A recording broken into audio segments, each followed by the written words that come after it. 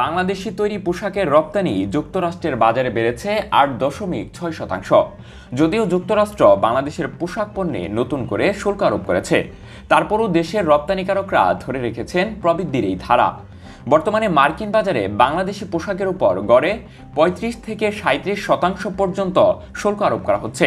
তবু বাংলাদেশ বিশ্বের দ্বিতীয় বৃহত্তম রপ্তানিকারক দেশ হিসেবে নিজের অবস্থান মজবুত করছে। বিশেষজ্ঞরা বলছেন, এই সাফল্যের পেছনে রয়েছে দেশের তৈরি পোশাক খাতের স্থিতিশীল উৎপাদন ব্যবস্থা, দক্ষ শ্রমশক্তি এবং আন্তর্জাতিক মান বজায় রাখার সক্ষমতা। তবে শুল্ক বৃদ্ধি, কাঁচামালের দাম এবং বৈশ্বিক অর্থনৈতিক অস্থিরতা রপ্তানিতে ভবিষ্যতে চাপ সৃষ্টি করতে পারে। অর্থনীতিবিদদের মতে, এই চ্যালেঞ্জ মোকাবেলায় প্রয়োজন বাজার বৈচিত্র্য, উৎপাদন খরচ নিয়ন্ত্রণ এবং প্রযুক্তি নির্ভর রপ্তানি ব্যবস্থার সম্প্রসারণ। তারা মনে করেন, সরকার ও শিল্প খাত একসঙ্গে কাজ করলে যুক্তরাষ্ট্রসহ বৈশ্বিক বাজারে বাংলাদেশের পোশাক রপ্তানি আরও বৃদ্ধি পাবে।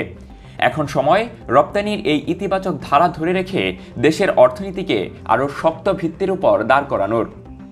Akhirul ইলিন, news desk, trading Bangla.